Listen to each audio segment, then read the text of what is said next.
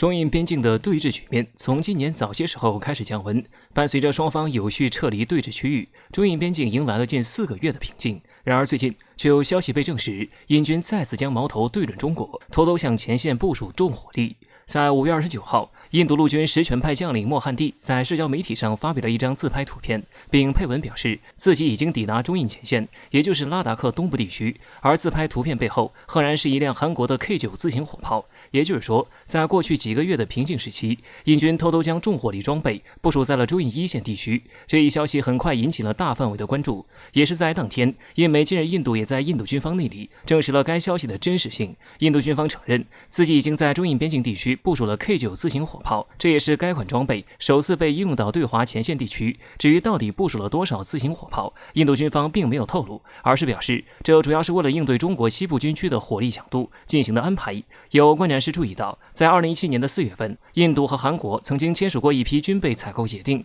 也就是100辆 K9 自行火炮，其中10辆 K9 由韩国制造，其余90辆则交由印度国内进行制造组装。直到2年后，也就是2019年 ，K9 自行火炮才第一次出现在印度军队中。也就是说，如今出现在中印边境地区的 K9 很有可能是由印度国内制造的，这个质量绝对是可以期待。有意思的是 ，K9 自行火炮被印度号称是陆军机械化兵器动力最优秀的装备，也就是十分期待 K9 的机动性，因此才将其部署到高原地区。然而到目前为止，没有相关战绩显示 K9 在高原有良好表现，而且没有战绩支持，也意味着印度军方需要经过长期的高原试射，才能够得到一个正常的高原射表。但从近期的消息来看，印度军方可能没有意识到高原环境下对火药性能的影响，或者说单纯就是自信。有网友调侃，印度真的是拿个什么东西就当宝，不说印度制造加持下的 K9 自行火炮会成什么样子，就是韩国自己制造的 K9 也不怎么样。在延坪岛炮战中，韩国军方用 K9 自行火炮居然输给了朝鲜上世纪50年代的古董级火炮，而且光是90秒一发的射速就槽点满满，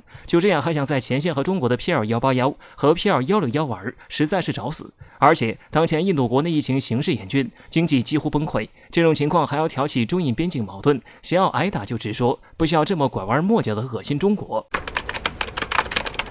非法扣留32艘中企渔船，美国对中国先下手，不料危险的却不是中国。外交部出马，美内部为何又丧失了底气？在军事上挑衅叫嚣，联合多国企图围堵中国后，美国于近日对中国展开了新的攻击手段。根据美国海关发布的官方消息，美国以捕鱼作业存在强迫劳动为由，对大连海洋渔业集团旗下32艘渔船实施暂扣令，同时要求执法人员扣下中企渔船捕捞的金枪鱼等海洋产品。美方大言不惭地表示，美国海关是保护弱势工人的全球领导机构，一直为美国渔民创造公平的环境。毫无疑问，大连海洋渔业集团遭到了美国全面封杀，这是美方对渔船船队发出的第一个暂扣令，可见美国想要打压中国的海产品已经率先下手了。然而美国言之凿凿的所谓强迫劳动虐待印尼工人，却至今没有提供任何的证据，靠的只是美国那丑恶的嘴脸。值得一提，就在上周，美国参议院金融委员会主席曾向国会提交了一份草案，其内容是建议对中国以及其他20多个国家或者地区进口的海产品进行严格的审查，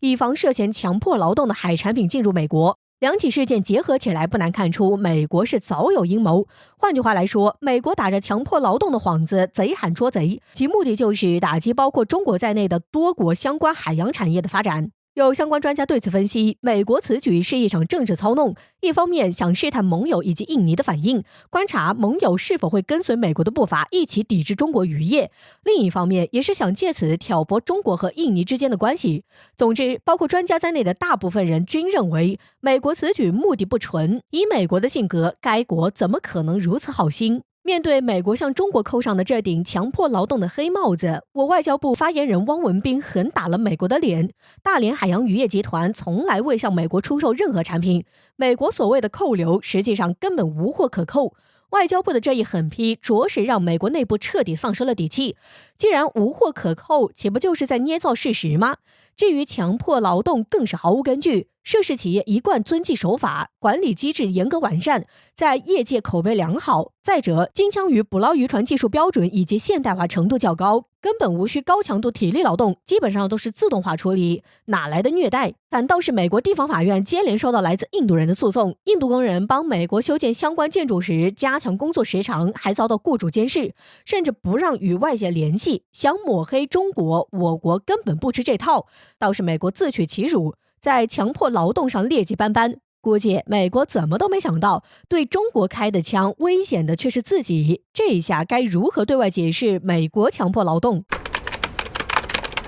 美军又丢人了！1个月内，美军接连挑衅中俄，为何说这次中俄各给美国上了一课？近日，俄罗斯国防部发布消息称，俄军雷达在波罗的海中立水域上空发现并确认一辆美空军 B-52H 轰炸机，俄战斗机果断起飞拦截驱逐美轰炸机。其实，美国在试图入侵俄罗斯领空之前，也曾试图入侵中国的西沙领海。就在半个月前，美国就在未经中国批准的前提下，派遣威尔伯号导弹驱逐舰非法入侵西沙领海。当时，南部战区果断组织兵力对其进行驱逐。美国在1个月的时间内接连挑衅中俄，试图入侵中俄的领海和领空。美国到底想干什么？半个月前，美国擅闯西沙有一个很重要的原因，就是想在中国的台海区域搞事儿。只是没想到中国卫星十分强大，早就洞悉美国军舰的动向。美国眼看自己动向被摸清，索性就直接非法闯入我国西沙领海。当时美国也是抱着一种侥幸的心态，认为中国海军的反应速度不一定有那么快，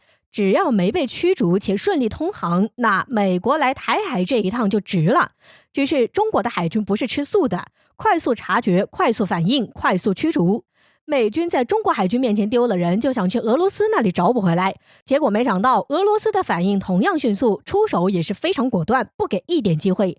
我们都知道，美国的军事实力在世界上十分强大，虽然近年来与中俄的差距越来越小，但依旧不妨碍美国是军事第一大国的事实。再加上美军在许多国家都可谓是畅通无阻，横行霸道，诸如一些小国，例如阿富汗等，美国都是想出兵就出兵，想撤走就撤走，来去自由，即使把当地搞得民不聊生，生灵涂炭，也不需要付出代价，更别提被人驱逐了。唯有中俄两国既没办法驻军，更不能入侵，还会被驱逐出境。美国对中俄都是这种，我不打你，但我就是要不停的试探你，不停在你边境搞点事儿，能成功当然最好，不能成功就恶心你一把。